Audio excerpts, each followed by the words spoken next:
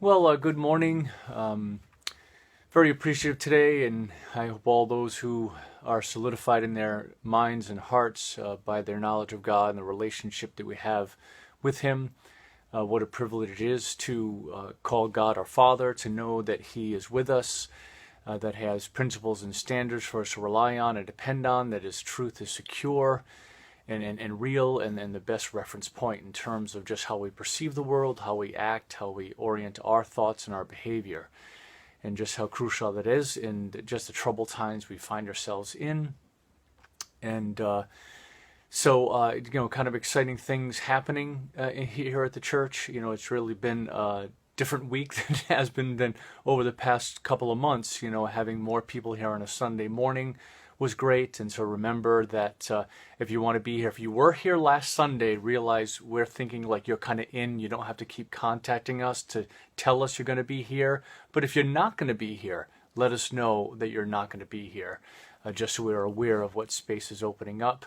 If you'd want to be here, just reach out to us in terms of phone or email or on Facebook, whatever it might be. Post right under this post or any post that we post on Facebook. Just let us know you do have a desire to be here.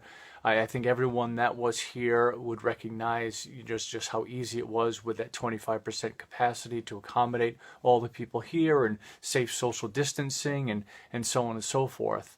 But the other exciting thing is we did, for the first time, kind of had an official Zoom Wednesday night Bible study. And so now, just realize that as we post that link, you'll be able to join the Wednesday night Bible study. And that will eventually translate to that Thursday morning Bible study as well, as long as I can get technologically oriented, which I too tend to be a little stinted when it comes to technology, but it seems pretty easy in terms of figuring it out and making it happen. And so now, on Wednesdays and Thursdays, just, no reason except for just desire and time, to just taking away that need for distance in terms of getting here and just being able to join us. So, certainly justifies why, I would start doing these daily videos more on a Tuesday and a Thursday, and just realize you can be with me on Wednesday nights for Bible study. We do pray from 6:30 to 7:30, and then 7:30 to 8:15, 8:30-ish is when the Bible study happens. So just a great opportunity to be together and even to have more people here than the 5 that we have been having. What was nice as well. We actually met in the sanctuary. There were so many people here that the other rooms we had couldn't kind of accommodate the number of people. And so just realized that that's an option available to us too, just to maintain the whole safe social distancing. But we have been working our way through Psalm 24 and just seeing the pertinent stuff that is here in terms of our world today. Not that any portion of the Bible wouldn't be. But as it says here in verse 1, the earth is the Lord's and everything in it, the world and all who live in it. For he founded it on the seas and established it on the waters. And we saw that clearly this is a declaration of God's creativity, his creation, him being creator, his being the owner of all things, and just the implications that come from that. We saw that last week, the fact that, you are the creator, you have ownership over things, you have knowledge about things, you care for things. And just realize that this verse really does bring us back to Genesis 1. And just the complete and utter miracle that is expressed there about God just speaking creation into being.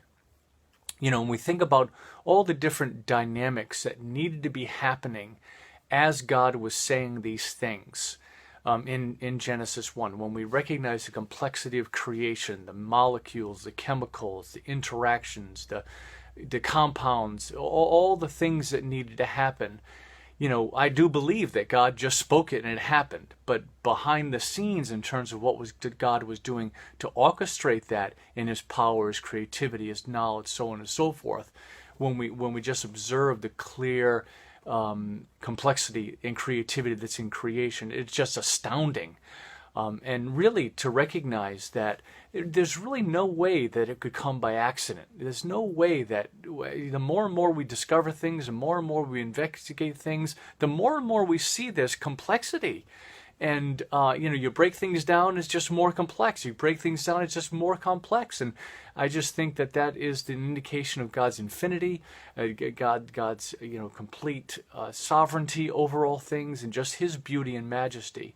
And it's really in the context of this that verse 1 and 2 is cast. The fact that it says that He founded on the seas and established it on the waters, realize a picture that Genesis 1 gives is, again, the water was there first, and we recognize the life-giving nature of water and how, as they search foreign planets, they're always looking, is there water there? Is there water there? Because everyone agrees that water is the essence of where life is found, and where, but I don't think there's that incubation or that, that evolutionary thing. But still, that principle is found here, that the land came out of the water in terms of God's creation. And so it's kind of it's that picture and that wonder that we start with in verse 1 and 2. And then as David asks the question in verse 3, therefore, because we have such a great God, because He is so glorious and powerful, who may ascend the mountain of the Lord? Who may stand in His holy place? I mean, first of all, we have to recognize the humility that needs to be there in just asking the question. Like, who can? Like who can be as glorious? Who can be as righteous? Who can be as powerful? Who can be as authoritative and great and wonderful in terms of all that He is? And so to recognize the gap that all, like by definition, exists between this great God and us as human beings, and we are undone. In terms of what that gap is. We are lost in many ways in terms of what could we ever accomplish to get there. Now, it is interesting in verse 4 that David kind of does give an Old Testament perspective in terms of what does get us to that holy place, what does make us acceptable to God. I do believe when it came to the law of Moses, when it came to the sacrificial system, that it would even be in place to compensate for sin and for atonement to come through that. I think in everything, the substantive thing that was happening, as has always been the case, is faith. Even as David points to in verse 4, the one who has clean hands and a pure heart, who does not trust in an idol or swear by a false god. Those are standards of Scripture. Those are things that the law would encourage and lead us to. But it was always the faith that was expressed in that again brought that righteousness. And maybe even before I get into the verse, just realize that from our perspective, when we understand the work of Christ and how Jesus changed that dynamic, now the faith is projected towards Him. Now when we're undone and we find who can ascend to God, who can be part of His family, who could be made righteous like Him, well, none of us can, but through Christ we can. Like, none of us can on our own, but, sorry, I forgot to disconnect that phone. But anyways, none of us can in terms of our ability, but in terms of Christ, He's the one that gives us that righteousness. He's the one that gives us that ability to enter God's place. Because that's the whole thought here. Who can come up to the hill as we view, remember they would be approaching Jerusalem, who's up high. And so who can reach this God that's in the temple at this point in this tabernacle, the tent that David had set up in terms of bringing the ark there? And so Jesus establishes that for us in the church age, since he's lived, He's died, He's risen from the dead. But the perspective that's shared is shared here. How pertinent it is for our lives today. What is required? What does God care about? What does He see as important? That we have clean hands and a pure heart, who does not trust in an idol or swear by a false god. And so just think about, again, how pertinent that is for our life today. When you think about the inward and outward aspect of this, you think about how God cares about what's on the inside and He cares about what's on the outside, that those things are important to Him.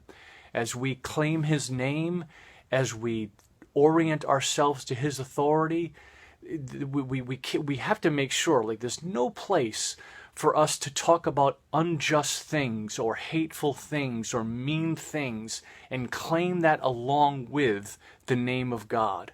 Because the only thing that God promotes is love and understanding, kindness, racism, hatred. It has no place in God's economy. That when we think about the pure hands and the clean heart, that would be there. Again, it would be absence of hatred. It would be absence of associating, a thought, particularly an unkind thought, to someone's outward appearance or what race they're from. And that's just the simplicity and the selfishness of humankind, the blindedness, the short-sightedness of humans to say, I'm just going to make a snap judgment about someone and just orient my behavior based on that. And again, that defies the clean hands and the pure heart that God would call us to. But then when you think about just how important hands are and heart is to our behavior, when you think about the evil that is perpetuated throughout society, certainly when we think about the reaction and response that has come to what happened in Minneapolis, again, clean hands and pure hearts, again, to recognize like how when we think about the things that we do, oftentimes it is the hands that are participating in that. When we're grasping things, we're holding on to things, we're lifting things up, the hands are involved. And again, it's not like, the hands are the only thing that can do evil, but here David is focusing on, again, where have our hands gone? What have our hands participated in?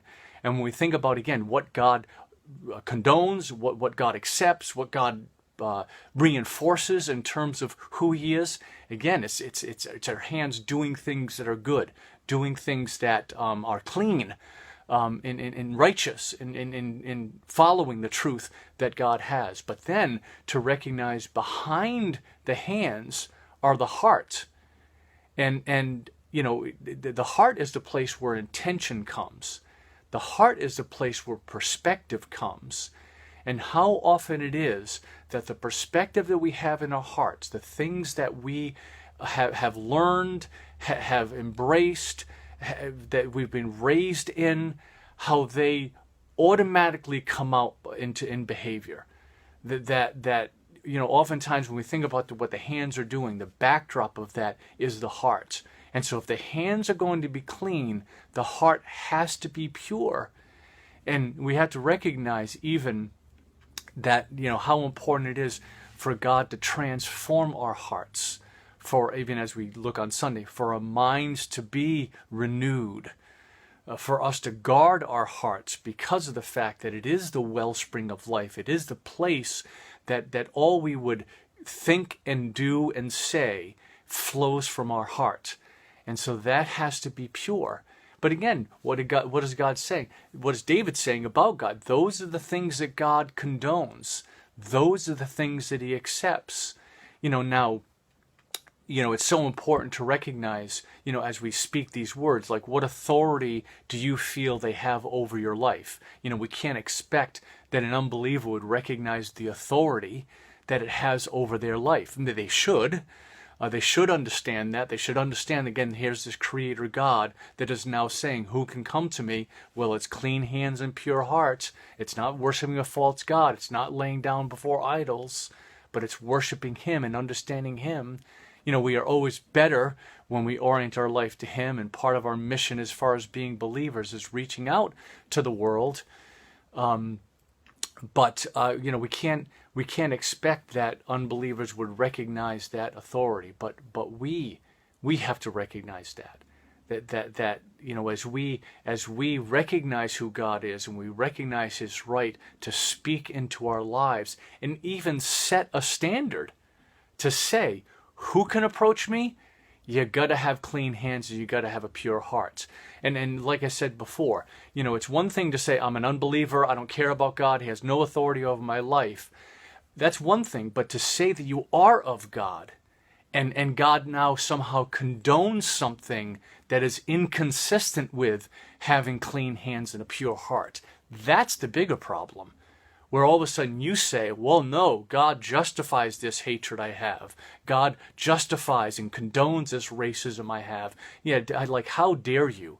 How dare you claim the name of God and the authority that he supposedly has over your life, and now you're saying something or doing something that is opposed to clean hands and a pure heart. And I think that is in part the message that needs to go out to the world. That the God of glory, the creator of us, again, he has standards that he would want us to live by. And, particularly for those who claim the name of God, who say that he has a place to speak into their life. Well, okay, how clean are those hands? How pure is that heart?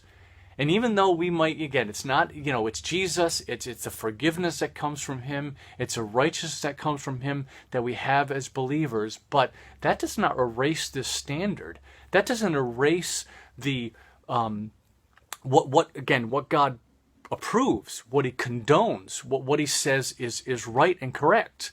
Jesus doesn't change that.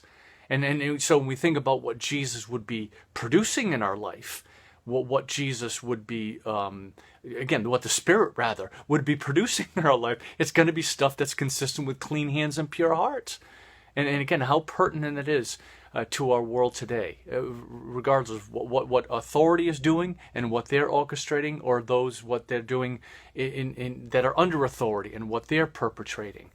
Yeah, clean hands, pure hearts.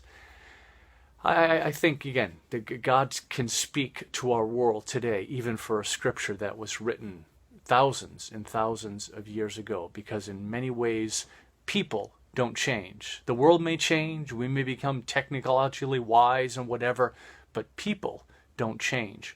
And so the need for clean hands and pure hearts are as real today as it ever has been.